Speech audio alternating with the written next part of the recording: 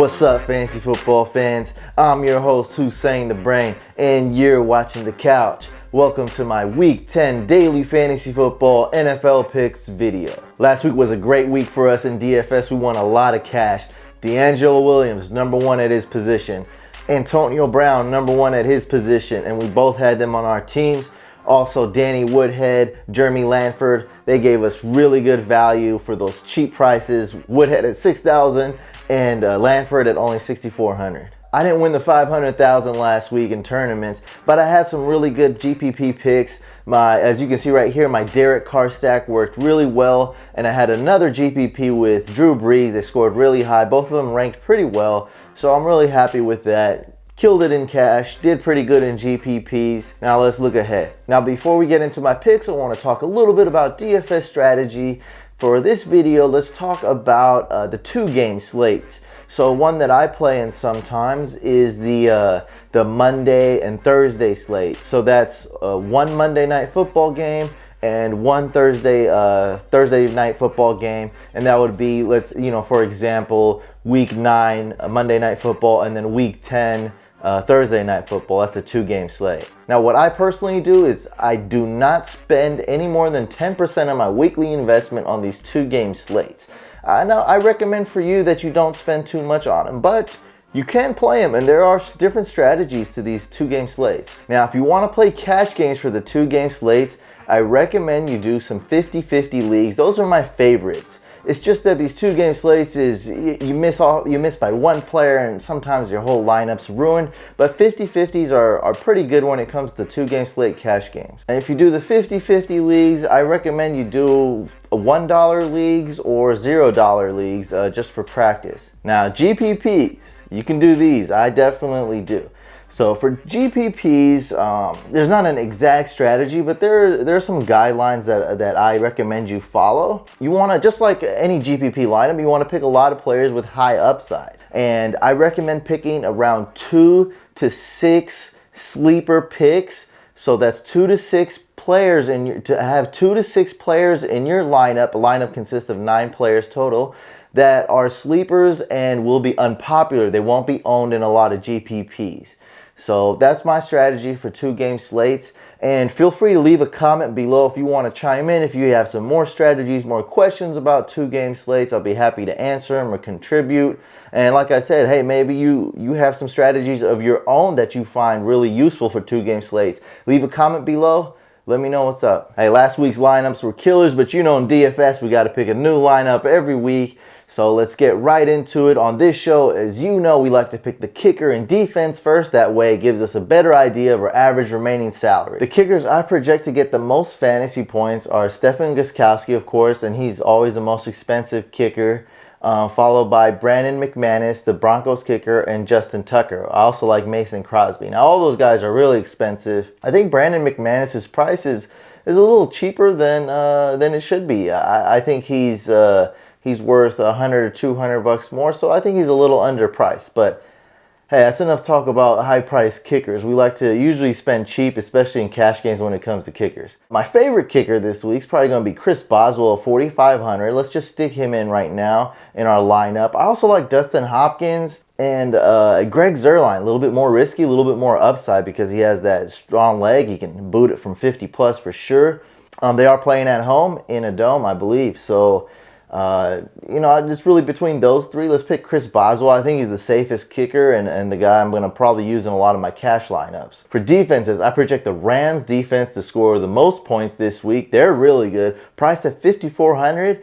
Really, really expensive for a defense, but just might be worth it right there. Now, the best value defense is going to be hands down the Panthers. I mean, you talk to anybody, they're going to probably agree with this. It seems to be the obvious choice going against the Titans. They allow a ton of fantasy points to opposing defenses. So Panthers at $4,700, that's my best value pick. Rams, highest projected points for defenses. I'm probably going to pick between those two on a lot of my lineups. Now, if you want to go cheaper, you got the Ravens at $4,400. Let's say you really, really like a player and you're minus 200, minus 300.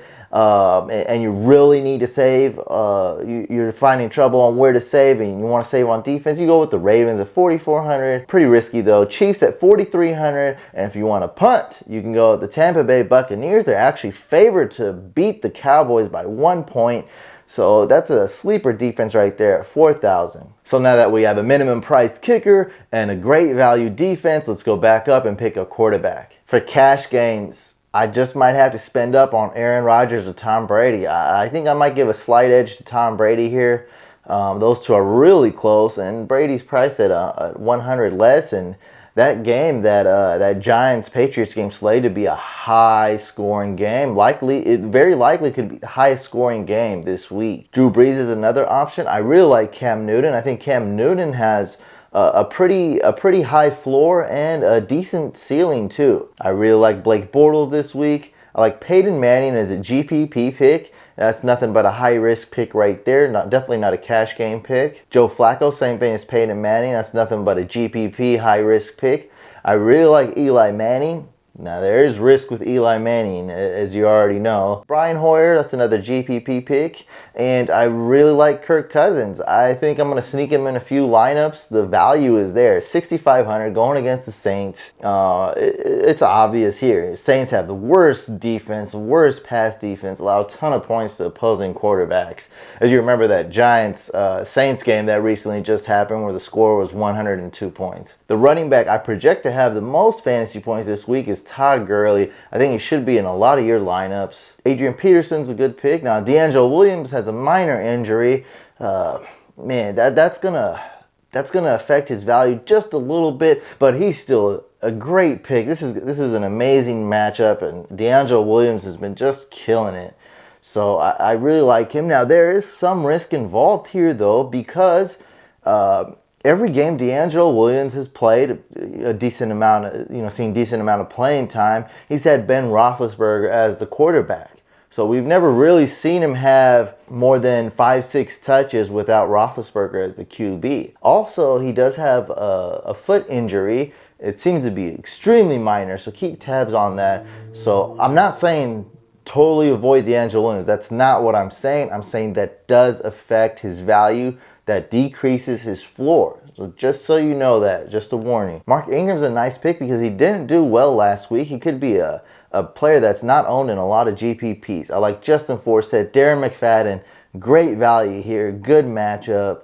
LeGarrette Blount, risky, but 6,900, that's a really good matchup. James Starks at 6,000 is a great way to save. The Packers are favored to beat the Lions by 11, 12 points, so that's going to be really good if you need to save at running back. I also like CJ Spiller and Theo Riddick, but only in tournaments. Those guys are really risky. For wide receivers, you got the top guys there again. DeAndre Hopkins and Odell Beckham's pretty expensive. AJ Green, he's an up and down player. We've seen him explode for 2 games and not do much else. So it's really tough to put those guys in cash lineups. Maybe Hopkins if you have a lot of money left over. I really like Julian Edelman. As long as he practices on Friday, I really like him at 8,000. That's a great pick. Calvin Johnson at 8,000. That's a great GPP pick. Definitely don't want him in cash lineups. I like Demaryius Thomas. That's decent at 7,900. Also Randall Cobb at 7,700. Allen Robinson, I really like this guy at 7,500. He did great against the Jets, so against the Ravens, I see him having a really good game. Stephon Diggs, didn't really like him last week too much. I like him this week. Keep tabs on Bridgewater. He had a concussion, so make sure you keep tabs and monitor his status. Again, I think, is this the 3rd time or 4th time I'm recommending him? Michael Crabtree, great value, 6,400. Just the value is just insane. You save money. You know he's going to get a ton of targets. He's just 6,400. It's hard to beat that. Talking about if you want a boom or bust player, Deshaun Jackson at 6,000 going against the Saints. Now, that's pretty crazy. You can go with that. Kirk Cousins GPP as well. Deshaun Jackson and Kirk Cousins. You want to go really bold, throw a little bit of Jordan Reed in that stack as well. Another great value wide receiver at 5,400 that's going to be hard to pass is Kamar Aiken. We know Steve Smith is done for the year, and Kamar Aiken takes over as the #1 wide receiver for the Baltimore Ravens. For tight ends, I like Gronkowski. It's as simple as that. 8,000. priced very, very high. He's still my favorite tight end as far as value goes. I just think he's just going to beast this game.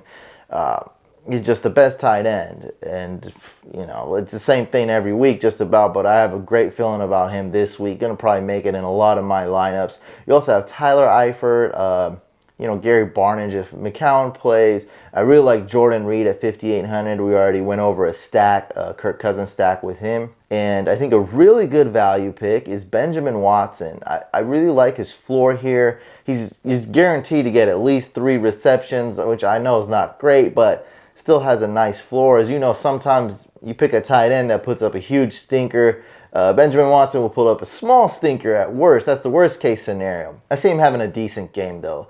5 receptions, maybe 6 receptions, and doing pretty good. At 5,500, that's going to be decent value. And we'll go a little bit more risky. You got Eric Ebron, and if you kind of want to play it really cheap, you got Kyle Rudolph going against the Raiders. Doesn't get a ton of yards, but could sneak in a touchdown against the Raiders. And those are all my picks for Week 10. If you guys want to play these picks, make sure you follow the link below in the description. So click that link below and use promo code FANTASYCOUCH. So follow the link below, use promo code FANTASYCOUCH. FanDuel will match up to $200 of your first time deposit. And if you want to support the show, support the couch, just click on the link and play if you're already playing on FanDuel. That way they know you're watching the couch, playing on FanDuel. I greatly appreciate it, and good luck this week in DFS. That about wraps up this video. If you guys haven't already, make sure you watch my DFS strategy video where I reveal tons of strategies that's going to help you build your lineups. Also, make sure you subscribe to the YouTube channel. We'll be coming out with the weekly waiver wire videos, and of course, my weekly DFS NFL picks. Also, make sure you like the video. Let's get this video up to at least 50 likes. Come on, at least 50. I know we can do 100, but let's get at least 50. I'll see you guys on the next video.